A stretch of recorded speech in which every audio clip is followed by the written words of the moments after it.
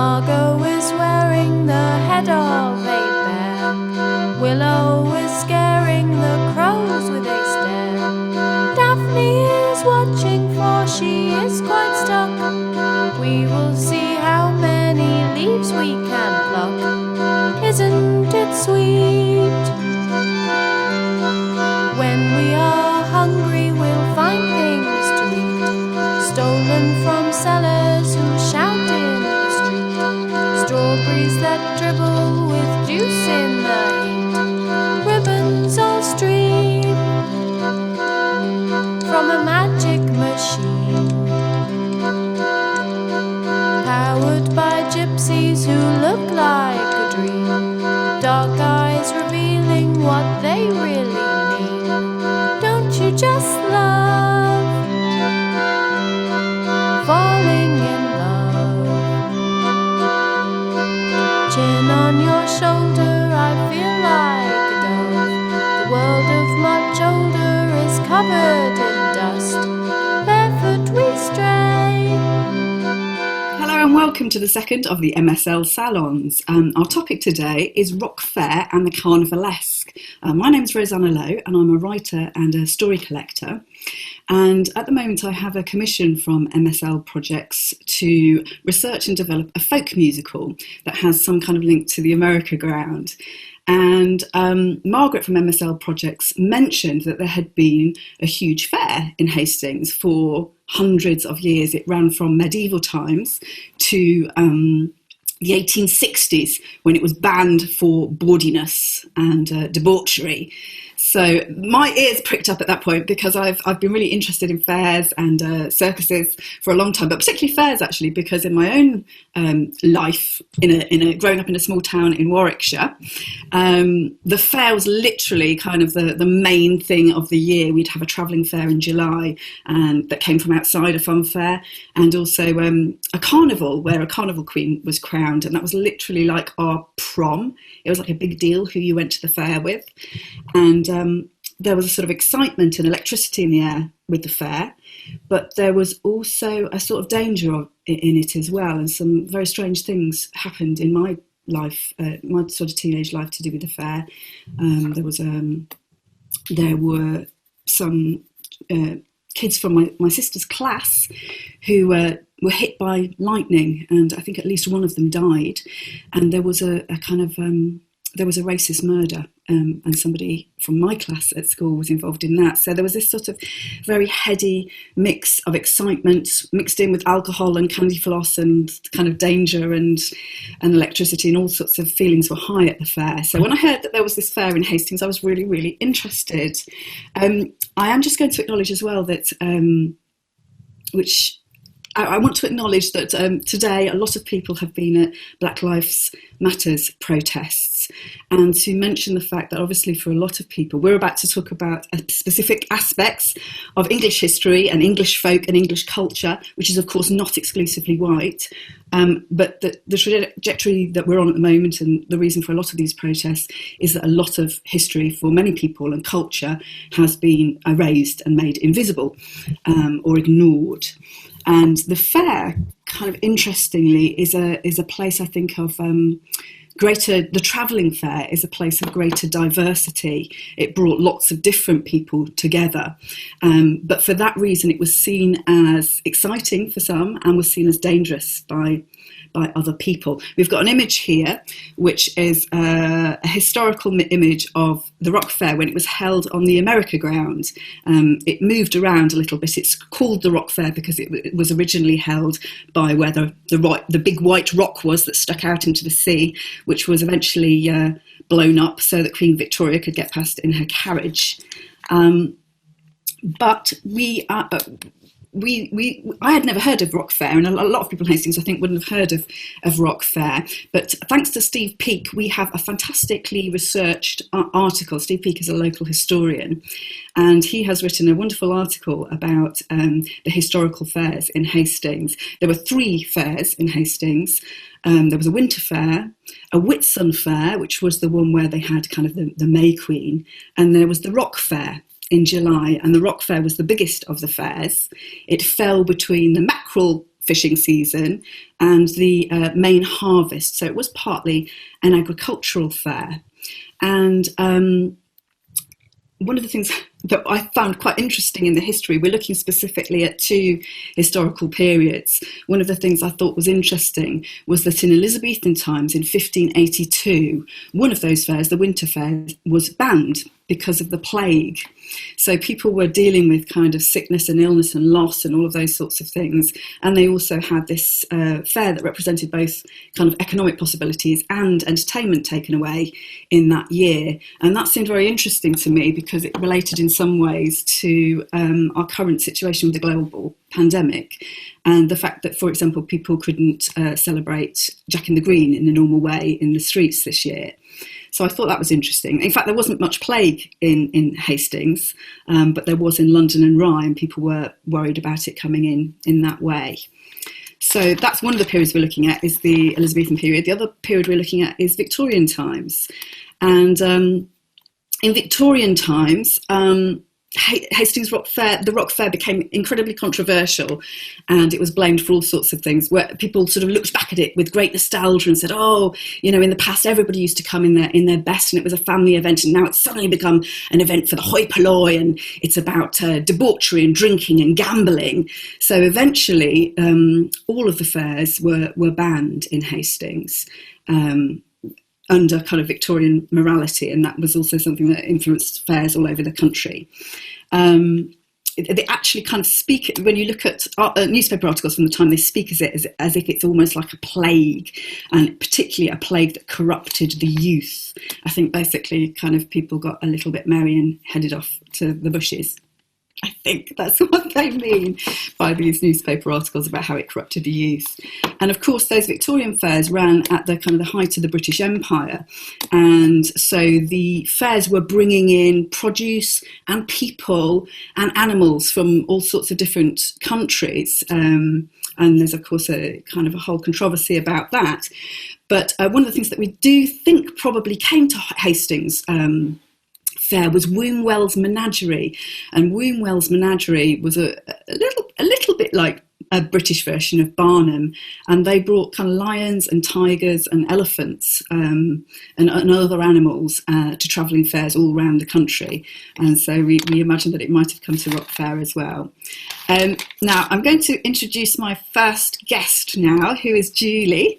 And Julie has done lots and lots of research projects for MSL projects. She's an artist in her own right, but she also is a fantastic researcher. She's worked herself as a historical explainer, and she has been researching the Elizabethan period, and she's going to tell us a little bit about what might possibly have been at Rock Fair in the Elizabethan period. So over to you, Julie. Well, yeah, thank you, Rosanna. If you were to come to Hastings Fair in Elizabethan times, what would it be like? It's quite similar to what Rosanna's actually just described for the later fair. So it's a chance really for people to experience something out of the ordinary. So people are coming from outside of Hastings into the town, bringing with them all sorts of animals, foodstuffs, exotic things, and entertainments. So if you were a Hastings inhabitant at that time, you would be looking forward to perhaps a whole ox roasting, stalls selling grilled pork, there'd be spiced gingerbread, fruits, tasty fruits like local cherries, but maybe if you were really lucky, exotic imported fruits as well, like oranges and lemons and pomegranates, things that people living on a diet of fish and vegetables primarily weren't really normally going to get to see. And perhaps more appealing to them than the food would be the drink. So when you look at historical sources of the time, people are often complaining about the amount of alcohol that's consumed, lots of beer, lots of wine. They drank beer all the time anyway, but they drank a very weak beer.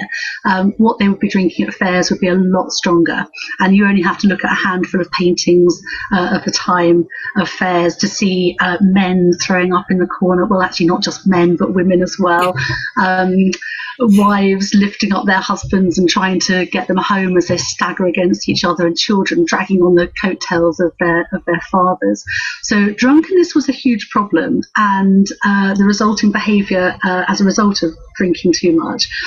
For example, fighting. There's always fights in the pictures that I've looked at, often with swords drawn, so incredibly dangerous places to be.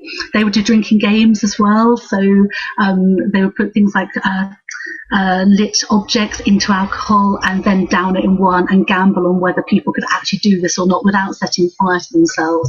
That was a game called Flapdragon, which sounds quite a lot of fun. There were stalls, sideshows, just like you'd expect at a more modern fair. Stalls would sell everything from pamphlets, religious tracts, ballads. There was a very brisk trade in under-the-counter material that came from Italy. And in some of the larger fairs, perhaps there'd be other entertainments of that kind on offer as well, not just in printed form. Travelling players. So during times of illness in London, troupes of theatrical actors, primarily men at this time, would come out of London and travel around with the fairs to perform plays.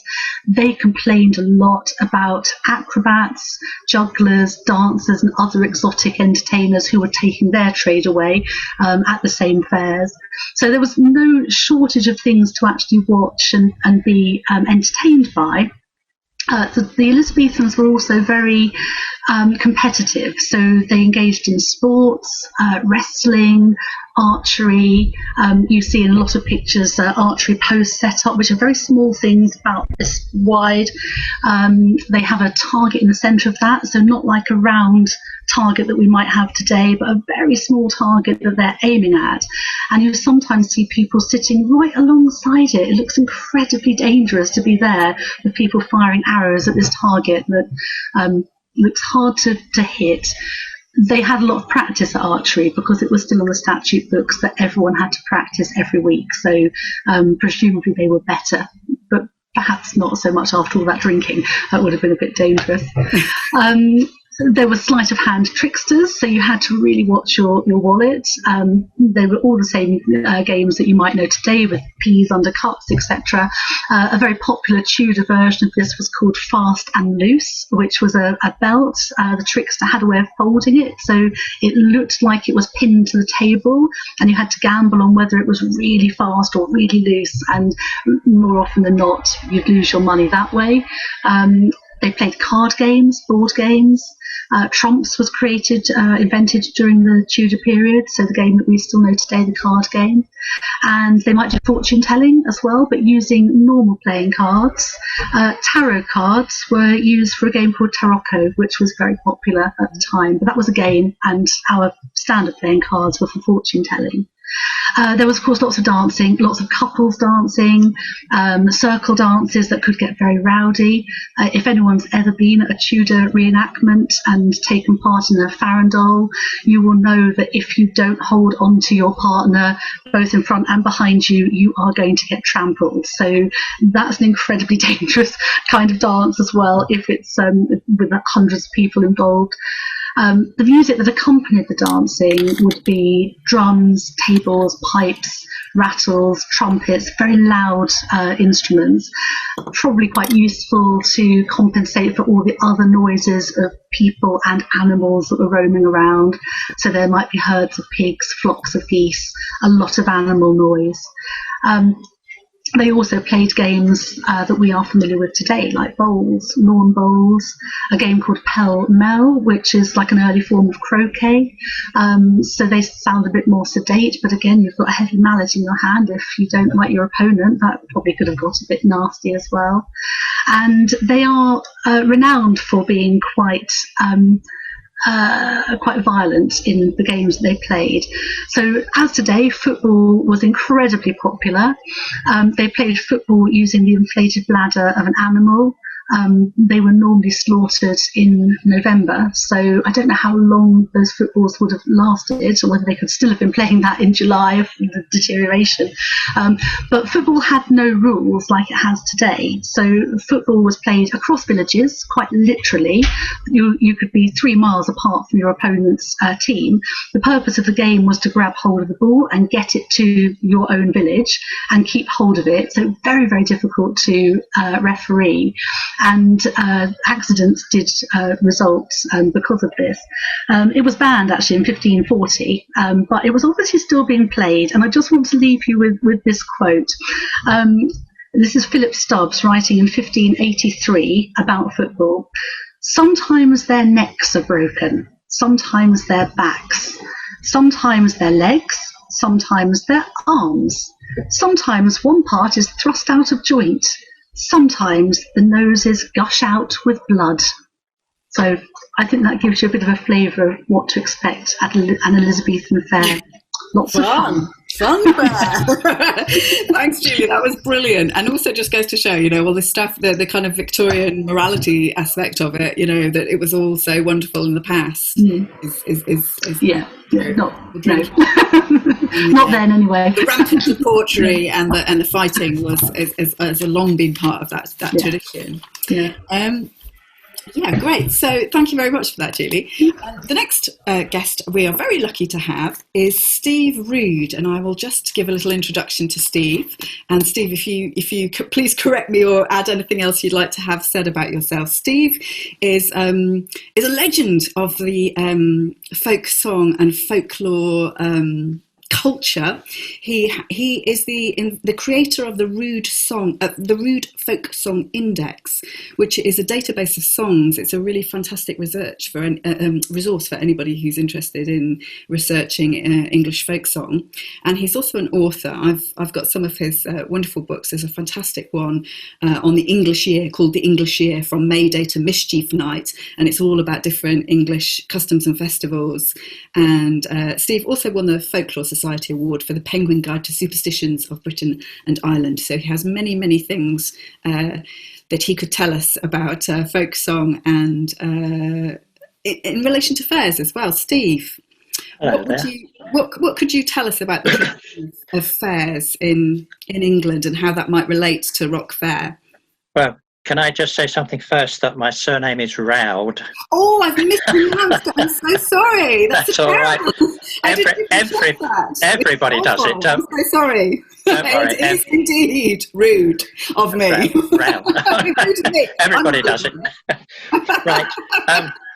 Well, I mean, fairs crop up in folklore all the time, basically, because it was really one of the only times that people, in rural areas, especially rural working class people, could get together and have a knees up and have fun. And so the fairs themselves had their own traditions, to do with how they were opened and that sort of thing.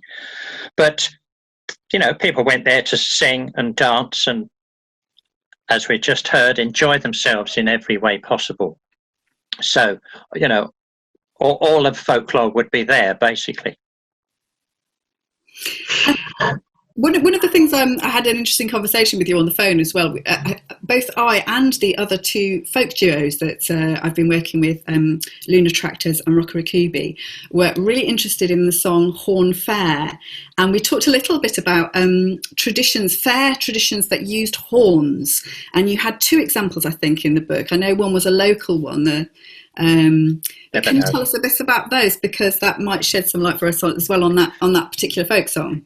Yeah, there were lots of fairs had their own sort of hook, their own thing they were famous for, and they would be called, you'd have a goose fair where they sold goose, obviously, and that sort of thing. But there were one or two horn fairs. And the one you mentioned in Sussex is Ebenow, I think is how you pronounce it, where a ram is roasted and the horns of the ram are given to the winner of the cricket match and so on.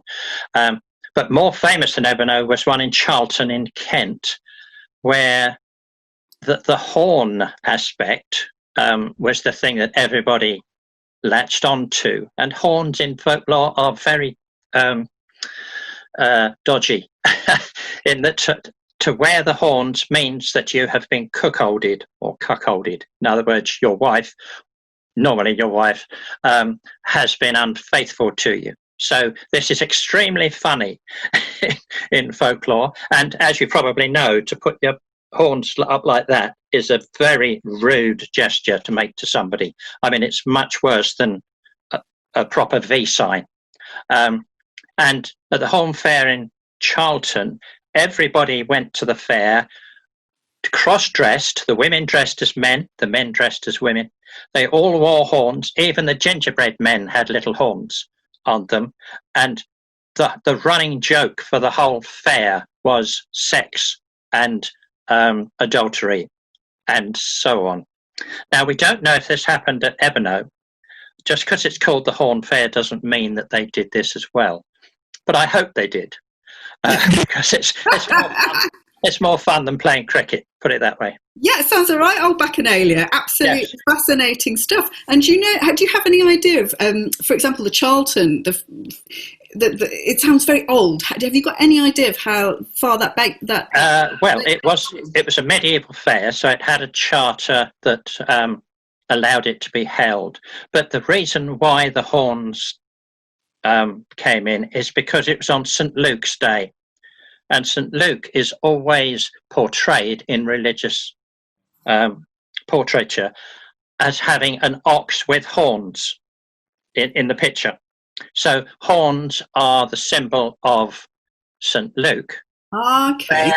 The fair is St. Luke's fair, but horns also means adultery. So it's the way it develops. That's how folklore develops.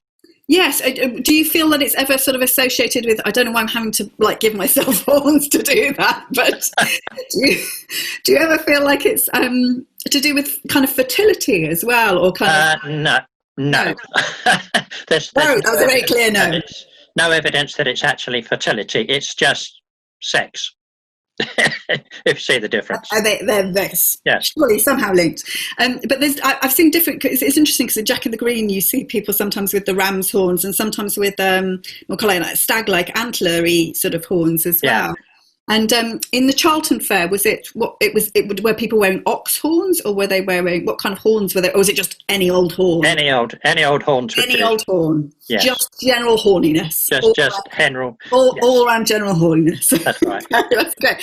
And just to mention as well, the Horn Fair song. There's a tradition of songs that are inspired by the fair, and the one that we're going to look at next week is called Horn Fair, and I know that's been sort of adopted as the Ebono anthem, hasn't it? Although it might not be from that. If I just explain, it's sort of a song about, for the audience, obviously not for you, that it is a story of a girl going through the forest to the fair, to Horn Fair, and she meets a stranger who asks to go on her horse, and she says, "Oh no, my mum and dad would say that was terrible. I'm not allowed to go on the horse with you."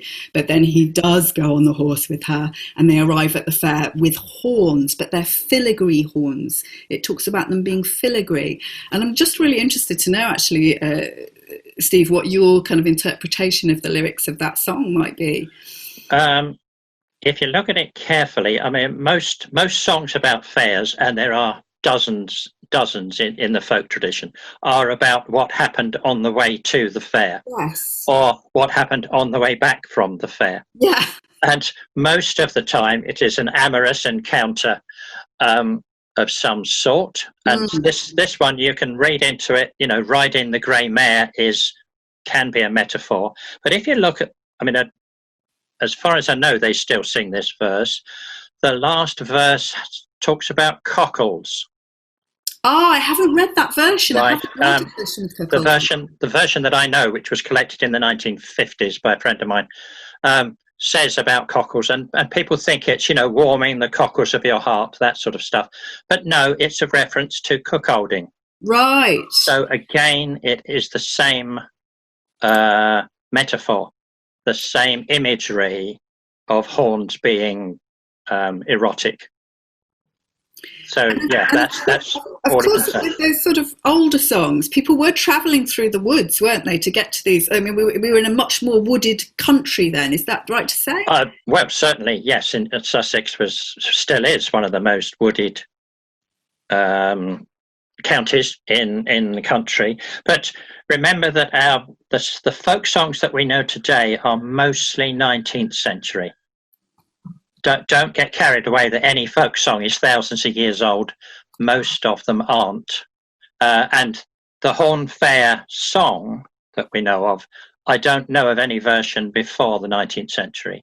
I mean, Horn Fairs existed, but that particular song, we don't know if it's very old. And what would be your explanation of why there are songs that are about journeys to the fair and journeys back from the fair, but not so much about the fair itself? Yeah, there are some songs about the fair itself. For instance, there's a famous one about Weyhill Fair in Hampshire, Copshire Home Fair in Scotland, Sledburn Fair. Those are about the fair and all the horses that were on sale or whatever. But they're in a minority. Mostly the people are celebrating the fact that it's a holiday time. And that's what matters to them, is the fun they're having. And so there's the start of the holidays, but it's I still find it kind of weird. Like if you were going on holiday to wherever, you wouldn't write about the kind of really long car journey there, the car journey back. You'd write about holiday. But remember, their holiday only lasts a day. Yes. It's not as if they're going to Benidorm for a fortnight. Yeah. Going to Rock Fair for the day. So the journey is more important. The journey is a precious part of it. Yeah, and it's the only time that a lot of them had time with the opposite sex or with their mates, so on, without supervision of their employers or their parents or whatever. Just like the fair you were talking about at the beginning, when you were young. Yes, absolutely. It was a time of unsupervised behaviour. Unsupervised, you're already doing things that you maybe wouldn't do, like going on kind of weird rides or kind of, eating things or kind of, dancing or but there are all these things you wouldn't normally do, and then you get to meet all these people who've come from all these different places. And yes. I never really thought of that as being the historical tradition of that here, but that was very much my sort of experience of fairs growing up. So I thought it's really interesting that a lot of the fairground songs are about romance, aren't they? They are. Yes. And that's human nature, really. If you give people time off and tell them to go and enjoy themselves, they eat, drink, sing, dance, and meet each other and fight. I think there's a section in your book, isn't there, on sort of ritualized fighting and people fighting on hills. Yeah, and fight. Yes, of fairs that people used to fight on top of hills. I guess it's more dramatic if you roll down from a hill. Yeah, fairs were often held on hilltops because they were the boundaries between parishes and townlands. Yes. So they were sort of out of the normal routine geographically, as it were. They were separated from the town, and so hence the hilltop thing. And yes, they did fight. Unfortunately, it would have been like being in a football crowd where they were wearing swords, or even up to 1836 you could fire guns without breaking the laws. So my word, imagine a football crowd with guns and swords. Yeah, sounds quite scary. Yeah. Yes, and of course, part of some of the time Rock Fair was held lower down near the sea by White Rock, and then it moved to the America ground. But then it did go up to Cuckoo Hill. So there was a time at which it was on a as in that image, it was looking down over the America ground. Thank you so much, Steve. It's been a great privilege to have you here with all your expertise. Well, thank you. We will move on now to the next guest, who are Heather and Keith Leach, who are legends of the Hastings folk scene. You probably need no introduction to most people, but Keith and Heather have obviously been incredibly instrumental in reviving and maintaining Jack in the Green. And although that couldn't run in a live way this year, they both did a wonderful job of bringing that online through Isolation Station. Heather was the host and was absolutely amazing. So very nice to have you here. Can you introduce yourselves in a better way than I have just done, or are you happy with that? Perhaps you need no introduction, just questions. Yeah. So, and I also know you're both very involved in Morris tradition as well, aren't you? As well as all sorts of different folk. And song and tradition. I mean, this whole thing is absolutely fascinating. I mean, hearing about the football matches and thinking about, some of these boundary football matches between villages still happen. Yeah. And we actually go and see them. And we go and see customs all over Europe. I mean, in Belgium, they still have the archery competition. These things are still going on, which is great, Fantastic. So tell us a little bit, Keith, if you would, about the Jack in the Green tradition, and I know you mentioned as well when we spoke on the phone about a period in time when fairs were being banned. I think you said Jack in the Green traditions were being banned as well. So it'd be really great to hear about the tradition and the revival and what you think it means.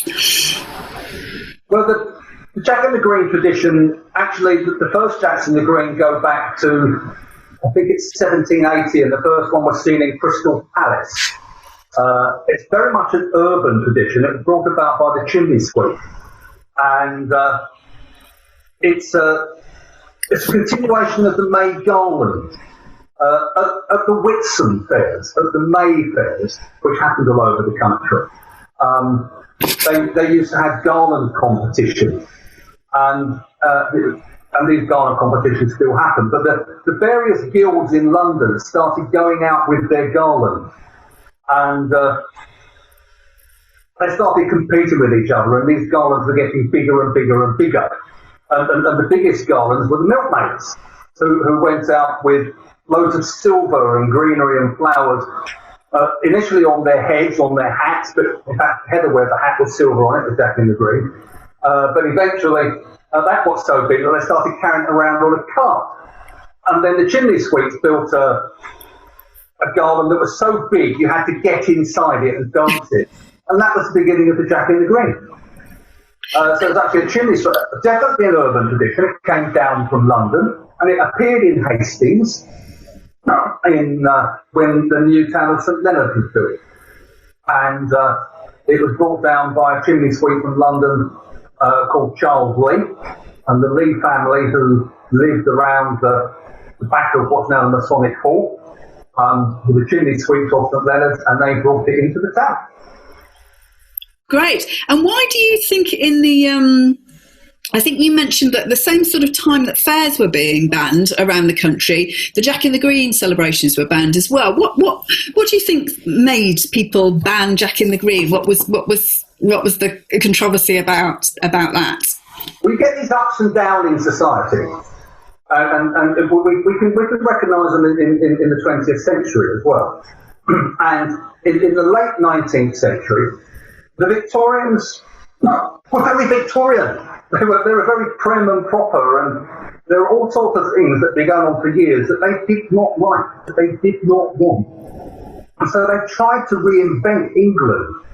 They tried to reinvent Merry England and came up with these rural idylls. They came up with kids dancing around maypoles. That was actually imported from Germany. Yeah, kids dance around maypoles was imported from Germany. Great big maypoles with people having sex around them. That's English. Kids dancing around maypoles. That's German. Right. Okay. Yeah, because we did do in my primary school. We did have a maypole. We did do the dancing around it. We didn't do everybody having sex around it though. No, that comes later in the evening. I don't know what the teachers did when we went home, but. So they tried to reinvent Merry England. And in so doing, things that they did not like, they just tutted, and that was the end of them. The Jack of the Green was one of them. There's loads of letters in the Hastings Observer in about 1860 talking about these drunken oafs going around, and one fell through a plate glass window. in a shop, and how this has to be stopped. And if you think about now, the difficulties that we sometimes have with Jack in the Green are quite interesting. There's a lot of parallels, because what we've got is we've got a big fair, and we've got people having that day's holiday, and all those things that you hear from Elizabethan times, they're still there. People are still going out, drinking too much, dancing, singing. Fortunately, thank God, no fighting. Please, no fighting. But at the same time, we've got people tut-tutting, haven't we? And going, oh, we don't like this. This is terrible. We shouldn't be doing it. I mean, you've got that undercurrent still going on. So it's just the way society just rolls on. Well, I think one of the things that's amazing about Jack in the Green itself is how inclusive it feels. And there are lots of wonderful events that go on in Hastings, but Jack in the Green feels to be really something that so many different sorts of people get involved in. I want to ask Heather now, actually, because I remember when you were hosting the programme, Heather, you talked about speaking to people about why they came to Jack in the Green, whether they were from outside or from Hastings. And I thought I think maybe it was mainly the people coming in from Hastings, and I wanted to ask you what kind of things people shared about what it did mean to them, what Jack in the Green did mean to them. That's a very interesting question, because there's such a wide range of experience, and even within the people that are part of Jack in the Green, it depends when they joined and discovered it as to what they bring to it and what they feel it's all about. So what was wonderful about this year was the fact that we had people around the world able to join in, who know that they couldn't normally join in, and it was their first experience of it. And I find that personally very interesting. So even when we're out on the streets, I will go up to people and ask them where they've come from and how they've got here today.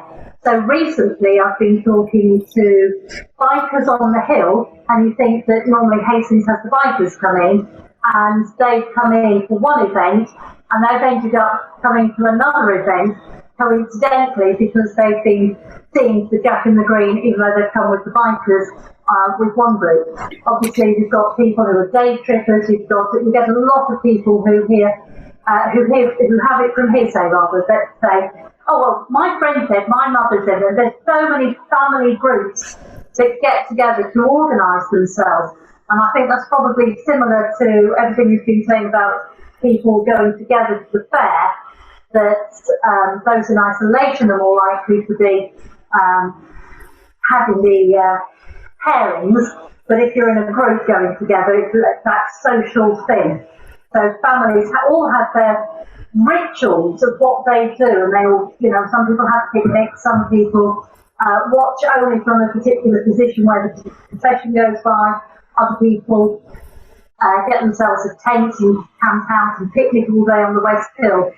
And exactly as everything you've said, with all the other partying in Hastings in Elizabethan times, it is a day where those rules are completely changed and everybody is levelled out and can buy into this fun if they so wish.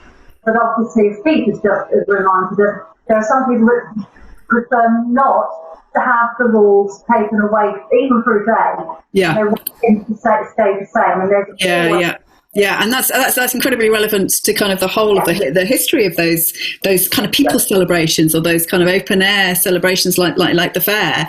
And how would you describe the meaning, the sort of ritual meaning, apart from all the kind of general kind of social mingling and celebration and creativity of Jack in the Green? How would you sum up the kind of actual end part of it, with Jack being, I don't know, is it called the slaughter of the Jack? I can't remember what the slaying of the Jack. How would you explain the ritual kind of significance, or the significance of that within that ceremony? Well, it's because it's a spring festival, because it's the end of winter, it's the rebirth of life, the relief of the sun coming back again, the world coming back to life, and therefore, where Chris has said sex was one thing and fertility is another. With this festival, it's definitely the fertility of regrowth and renewal and being reborn again. And it's also just on the cusp of Easter as well, which has just happened again in the church calendar, which also has exactly the same message as well. And so the flame of the jack means that the summer is released, and it's that spirit of goodwill and hope for a good year ahead. And everybody has that, which is why it has such an uplifting and joyous feel to it. So there's so I think it's much more of an equivalent to the Whitsun Fair that used to happen, which was that kind of May fertility feel than the Rock Fair. Do you think this is the last couple of questions? One is, do you think there's any with any mileage in something like Rock Fair coming back, or do you think we've got so many festivals and rituals that in Hastings already we don't need any others? And do you think there's a new ritual or a new celebration that needs to come when people come out of lockdown more fully? Because it feels to me like those celebrations are really important to people, you know, those public... Yeah, let's just go for it. It's going to be brilliant. We're all going to have a good time. But this is Hastings. It's the sort of thing we do, isn't it? Let's face it, yeah? Also, I've got a little question for Margaret, which is, could Keith and Heather explain their choice of costumes? They're the ones that are on top of the costume pile at the moment. Okay, there we go. There's your answer. There's your answer, Margaret.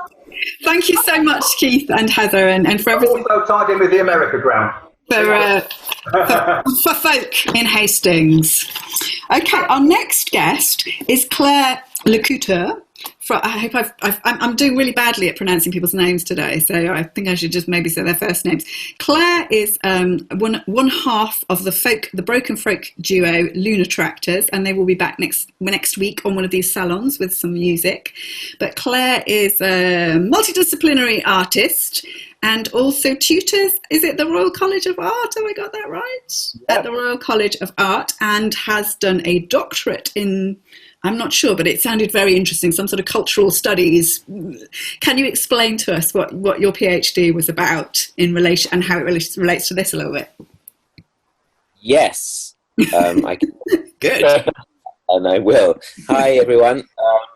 I do teach a bit at the Royal College of Art. I teach also at Open School East in Margate, which is a free, tiny but amazing free art school. My PhD was about the fictive museum, which is about how some artworks over the last 50 years or so have acted like museums, or become museums, or pretended to be museums, or started off as museums and sort of got more and more like fictional artworks as they went on. What I'm really interested in is kind of grey areas between things. So I'm particularly interested in how facts in the world can conspire to produce fictions.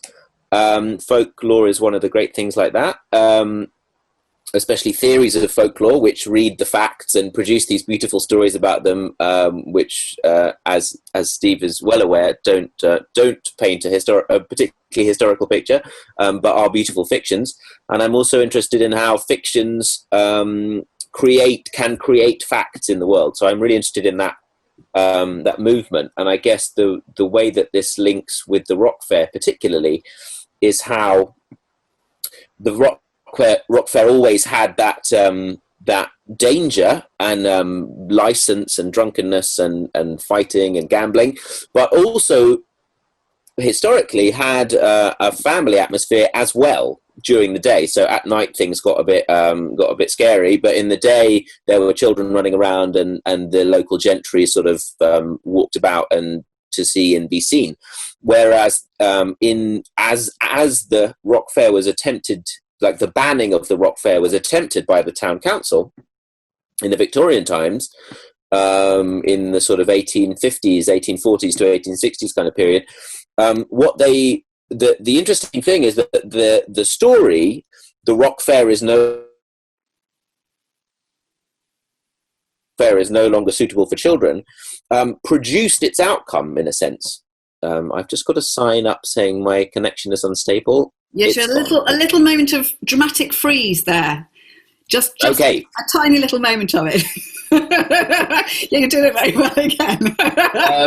No, but the point that I'm making is by writing in newspapers and saying that the Rock Fair is not safe, it prevents the kinds of groups of people who previously would have gone to the Rock Fair in the day, and then makes the Rock Fair unsafe. Absolutely, and the articles, Steve Peake references some of those in his article. They really, it almost sounds like a sort of satanic gathering. Yeah, extraordinary language they use about it. I think that's the interesting thing. The interesting link with attempts to ban the Rock Fair, which failed for a number of years, which is incredible. I mean, they were trying to, for example, ban alcohol, but they still got sold. They were trying to ban gambling. They still did gambling for 10 years of attacks.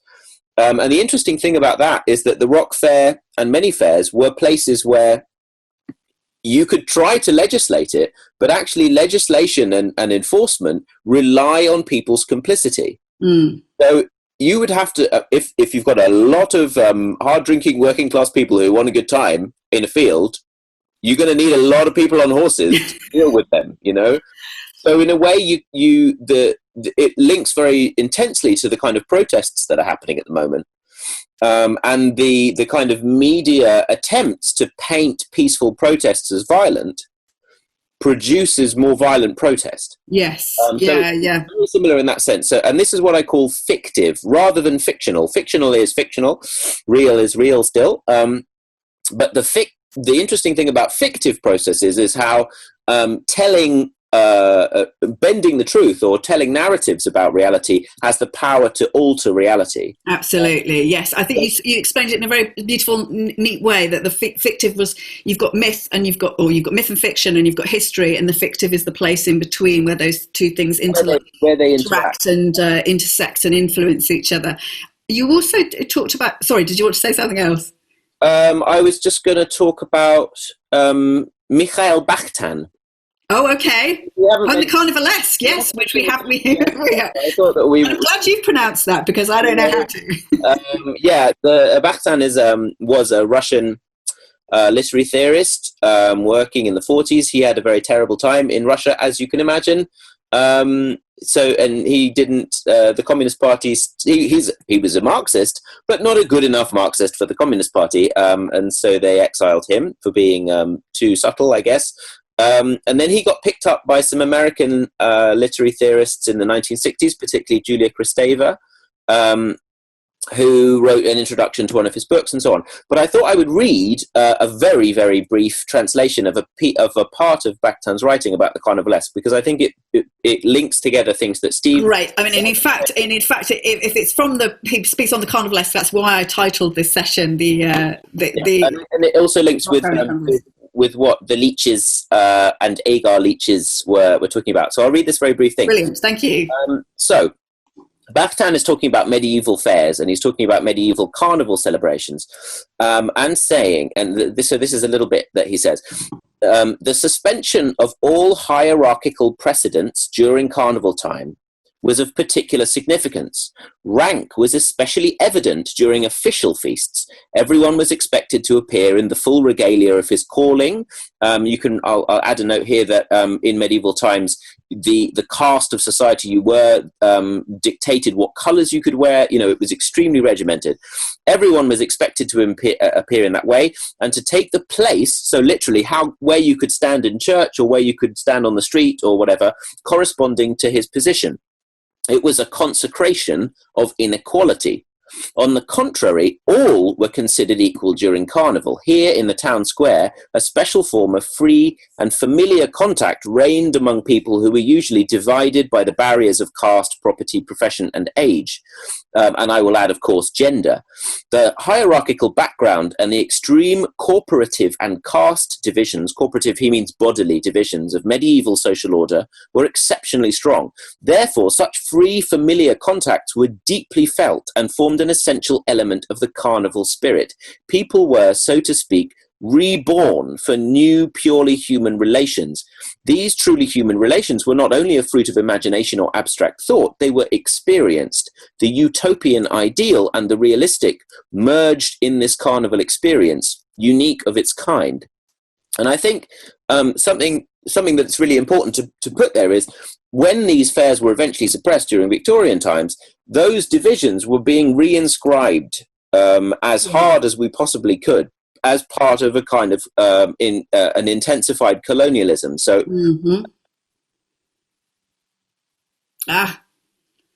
Claire has frozen again. Dynamically frozen. What you could say, what you could wear, and the thing about carnival and fairs as a kind of carnival, I'll stop. Oh, okay, I'm back. Was that that completely upturns the social order? Yes, which is absolutely. To people whose whole life is about inscribing the social order, keeping people in their place. Which is precisely the same, again, as the protests that I've been to a protest today. A very beautiful, peaceful protest, I'm very happy to say. But that keeping people apart and keeping people, keeping codes of behavior very controlled is part of the oppressive social order. And so fairs are, of course, a massive threat. They are indeed a massive threat, and I'm fascinated by that whole kind of king for a day or the fool becoming king traditions, all of that sort of trajectory.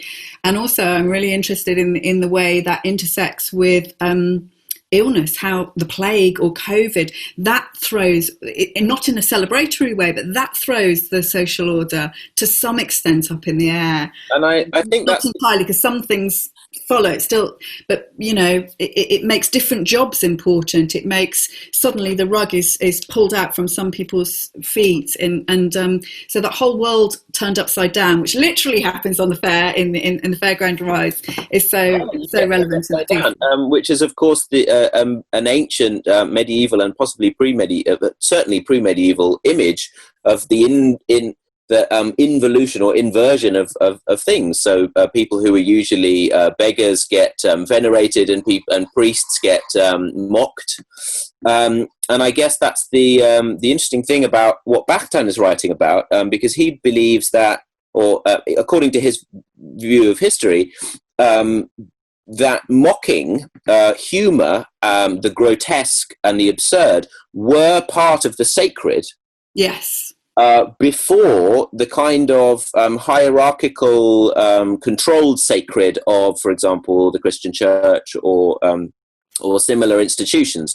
So this idea that mocking the sacred is actually part of the sacred is kind of torn apart. But during, according to Bakhtin at least, during medieval times, almost all holy festivals were accompanied with sort of humorous or absurd versions of the same festival, mocking those same things in an extremely drunken and licentious way.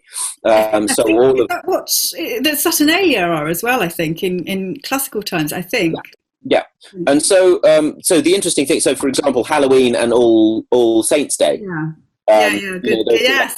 Those kind of that one thing split into two very different kinds of proceedings, and I think, before, not to go on about it too much, but I think that you've got to in a way pay attention to mocking in a carnivalesque way is to mock oneself. It's not satire.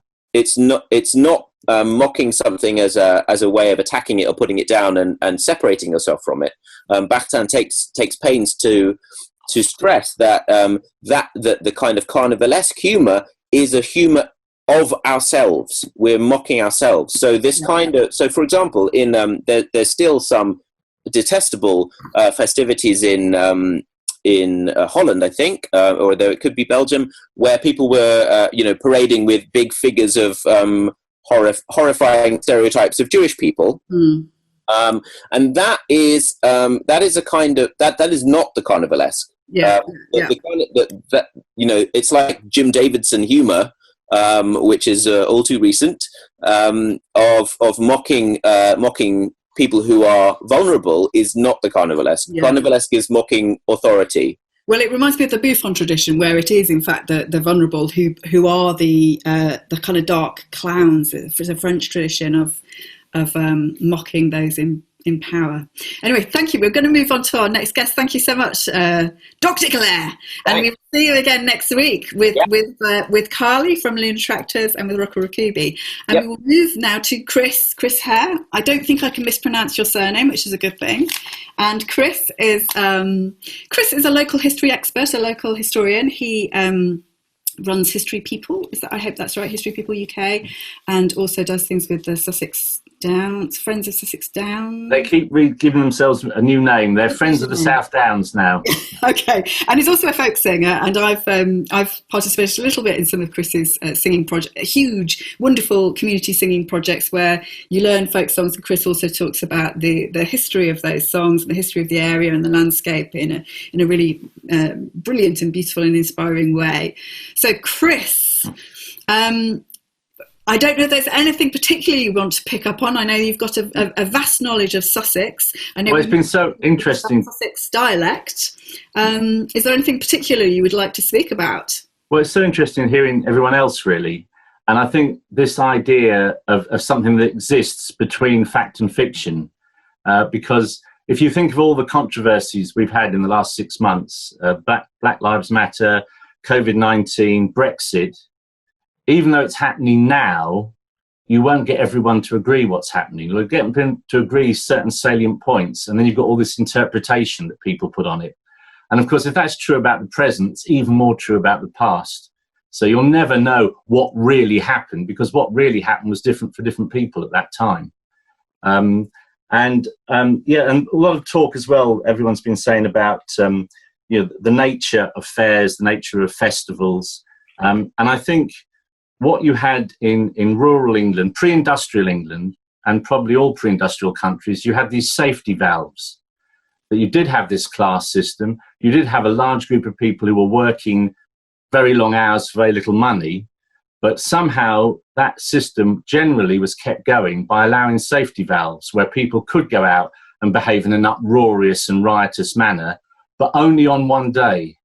So if they behaved the same way the next week, they'd come down on them like a ton of bricks. Yeah. And I think what changed was the industrialisation of England, the urbanisation of England, the vast movement of people from the countryside into the towns, and that led to the rise of middle-class respectability. People who'd come from poorer backgrounds but had become wealthy, and they were self-consciously trying to be respectable. And they looked at things like fairs or bonfire night or May Day, and they'd often refer to it as irrational. This is irrational behaviour. Why are you doing this? Why have you got an effigy? Why are you getting drunk? You should be reading the Bible, or you should be reading something to elevate your mind. And the Education Act of 1870 that brings in compulsory education. Suddenly the state is intervening in people's lives and how children are brought up. So there's that huge economic political shift that happens in England before any other country in the world, because we're the first industrial nation.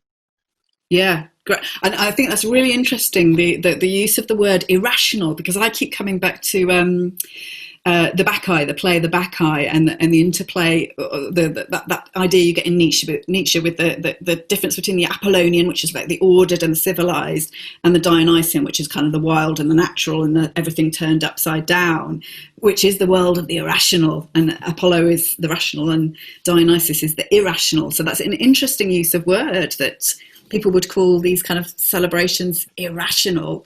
Irrational. And of course, that very superior mindset that looked at cultures around the world, like the phrase darkest Africa.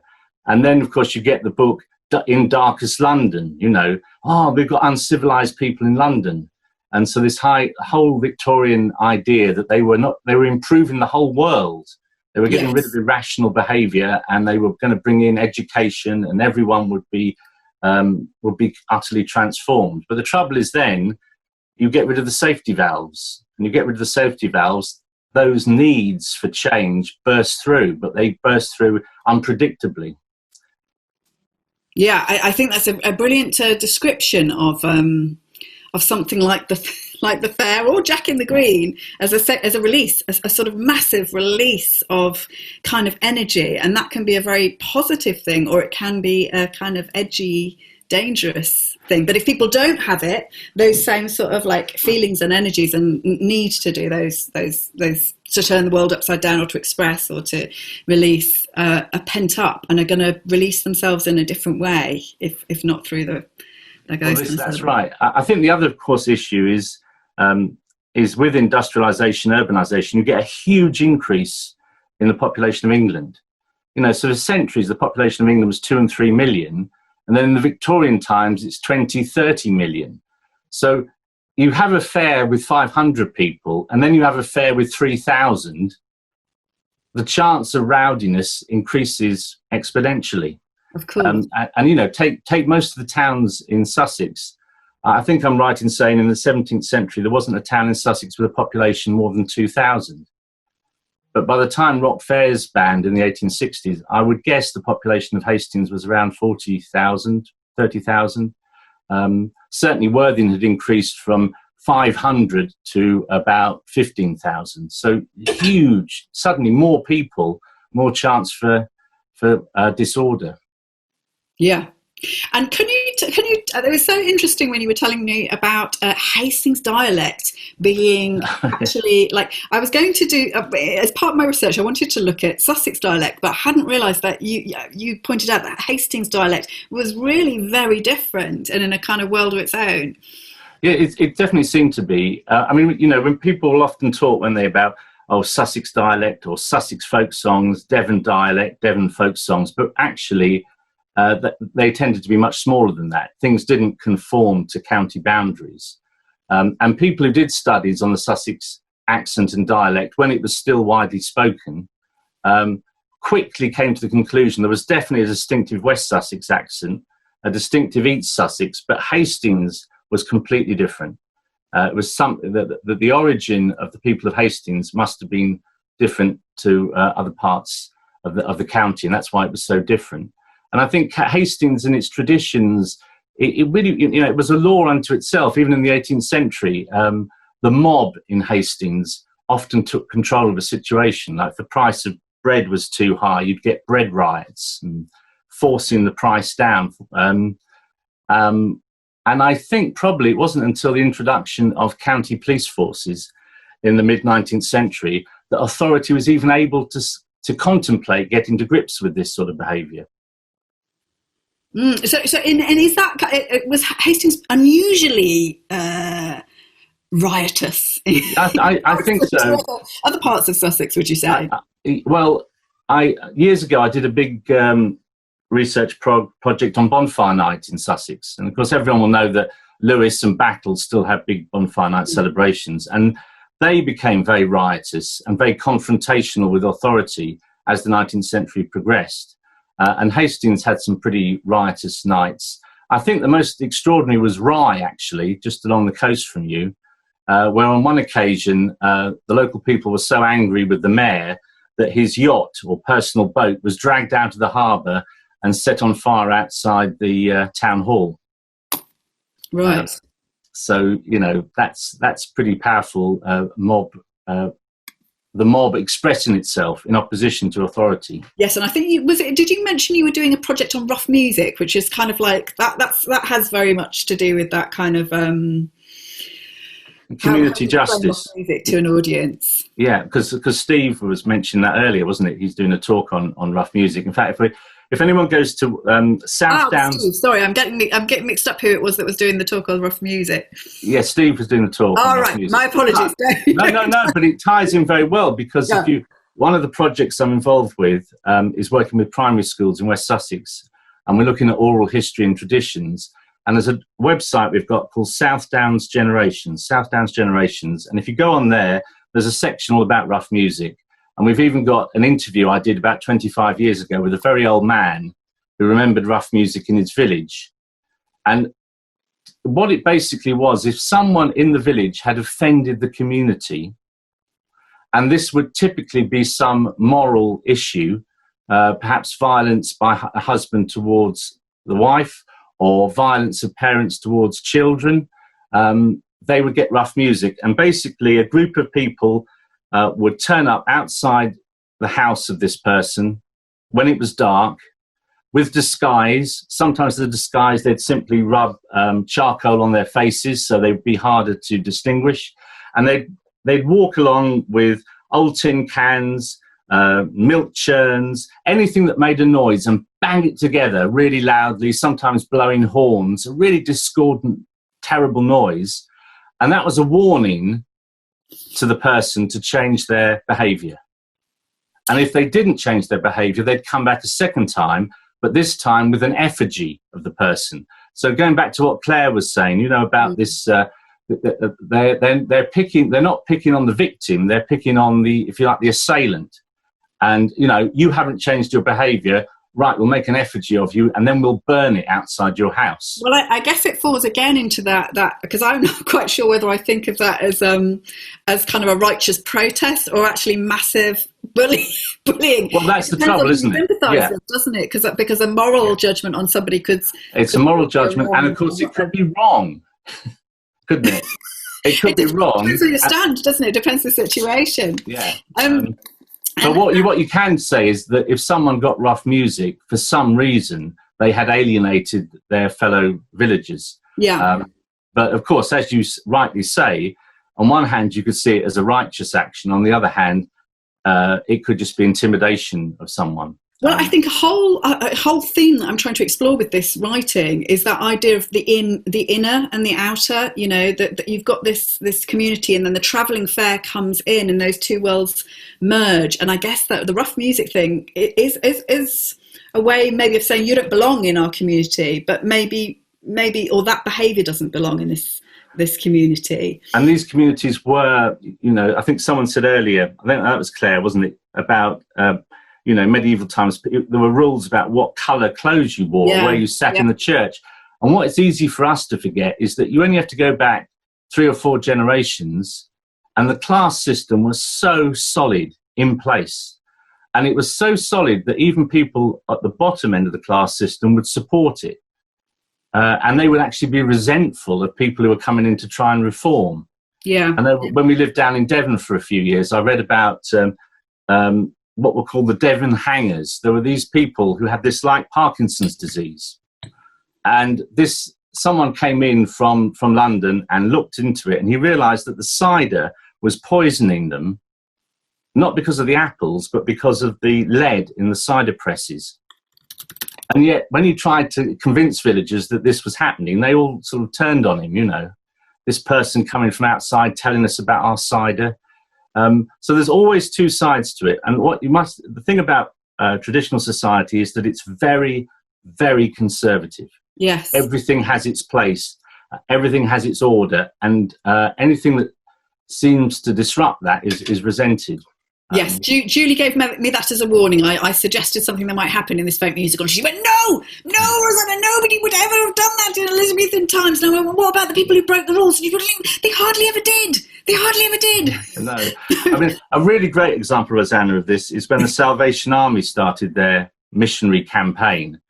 And when they arrived in certain towns and were resented, but particularly in some Sussex towns, they weren't just resented, there were riots against them to drive them out of the town. Yeah. And yet we look at it now, what were they trying to do? They were trying to stop poor people getting drunk and spending the small amount of money they had on beer. They were trying to, well, again, it's that rational pursuits thing, you know, stop people misbehaving. But it was so resented. In Worthing, the Riot Act was read, and mounted dragoon guards had to trot over from Brighton to restore order on the streets because people were so angry about the Salvation Army. Wow. Radical. Salvation Army. It's amazing, isn't it? We don't realise, you know, what seemed like a massive change. And the other thing I just think is quite important is like the localism of things. Things happen very local. So with that South Downs Generations I was talking about, we've been looking at school logbooks where head teachers every day wrote in a journal about what's happening in the school, what's happening in the village. Yeah. And even in the mid-Victorian period, everything was local. There was a local version of May Day. There was a local version of Bonfire Night. There was usually a club day where the village club would have a procession.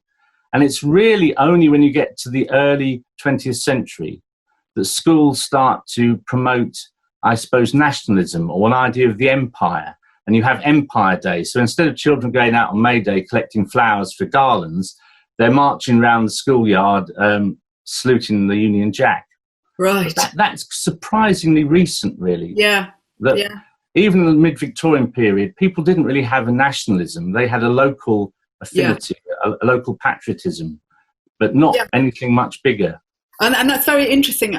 Very interesting in terms of kind of the fair as well as being this unusual event in that people were coming from quite far and wide to attend the fair, but also to as the people with the stalls or performing, that would have been quite an unusual sort of exotic thing of these people coming from far away. And then a lot of people regretted when they were suppressed. So I don't know if have I got time to read out something, or are we near the end? We are sort of near the end, but please do. I've just got a message from Margaret saying this is all too interesting. So well, it's not too long, but I think it's often nice, isn't it, to hear a voice from the past rather than... Yes, absolutely.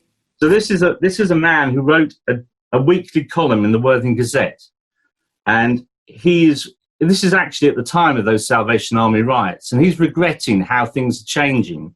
And he's talking about Broadwater Fair and all the things that happened, the fighting, the drinking, the dancing. And he talks about the runarounds, where groups of young people would hold hands and run in and out of other people or even in and out of houses. And it's all been stopped by the council. And Broadwater Green's had a fence put round it, so it can't happen anymore. And he's saying, the old inhabitants of Worthing will look back upon the good old times when Broadwater Fair and Broadwater Club were locally the two red letter days in our year. There are men living now whose propensities were pugilistic, who can dwell upon these meetings to give them delight according to their tastes. The dancing booths were crowded to excess, and Sir Roger de Coverley with the country jug was supremely enjoyable. How things have changed. No more fighting, no more dancing. Even the runarounds are stopped, and nothing but Sunday preaching is in future to be allowed. There is no doubt the magistrates are right in their judgment, and the way to make people moral is to keep temptation out of their way. That the Green has recently been railed in at the expense of the council, and there's no point railing against it, ho-ho. Those young people who want runarounds must now run about to find them. Great. And it all seems immensely sort of relevant to the here and now as well, about what people are allowed to do in times of sickness. You know, are you allowed to gather on the beach, or are you not? Are you allowed to protest? Or, you know, is that a forbidden gathering, even if it's done safely? And so all of this is immensely interesting. Thank you very much to all the guests. I'm going to ask one last question. That's a question to all the panelists. It's come from Margaret in the Q&A box. So anyone really can. It doesn't necessarily need to have a response from everybody, but perhaps somebody would have a response to this. Do you feel that several people have talked about safety valves, the importance of having this place to express as a collective certain feelings and certain emotions and certain energies? Do we have that nowadays? Anybody want to wave and say, yes, we do, or no, we don't? Or maybe the football crowd. Maybe the football crowd, which has all its chants, which it does. It's not. They're not taught, are they? They just absorb them. Each generation comes along. Yes, that's the only obvious one I can think of, really. Well, and Jack in the Green. I mean, Jack in the Green is a great. Keith, are you waving your hand? Yeah. I'm unmuted, right. I was thinking, yes, we do to an extent in Sussex in things like Bonfire and Jack in the Green. Yeah. But the authorities are always trying to control it. Yeah, and that's the story. The history of Rock Fair is very much about. I can't remember.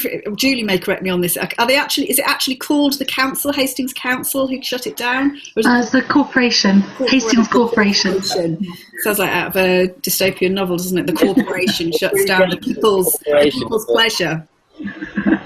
And Margaret also wanted to ask you, Steve, whether you felt that you recognised things about the traditional fairs in the contemporary Jack in the Green celebrations. Steve, you need to unmute yourself, maybe at the bottom of your screen on the left. I have unmuted. I can hear you now. Oh, right, yes. Sorry, I've never been to the Jack in the Green, so I don't know about that specifically. But certainly, in general, the sort of customs that get people out into the streets, processing and playing music and so on, are certainly similar in a lot of ways. But in another ways, they're different. They are a sort of deliberate revival. Let's go and enjoy ourselves at the beginning, and then they become traditional in their own right. Whereas a fair, you weren't told to go and enjoy yourself. You did it anyway. You see what I mean? That's the difference between traditional and revival, I think. Revival takes time to become bedded in as traditional. Yeah. That makes sense. Yes, yeah, that makes sense. Okay. Oh, Claire is doing a little finger. Claire, Dr. Claire, over to you. Raves. Raves, yeah. Also very Dionysian. Yeah. Closed down by the authorities. You've got the kind of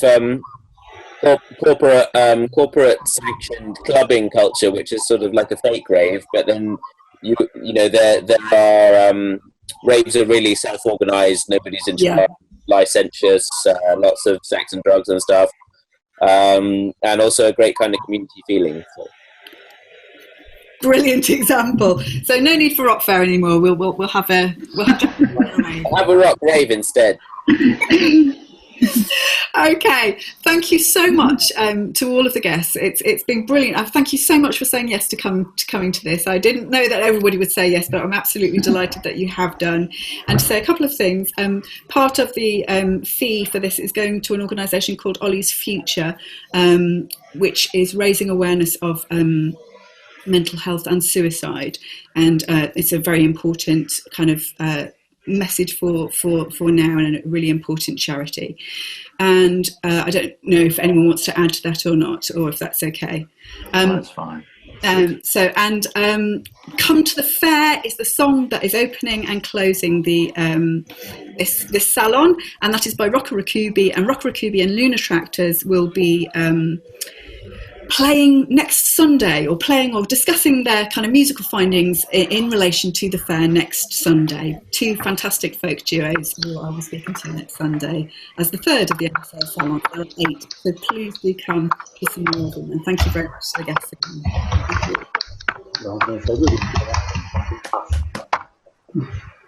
There wasn't us in there.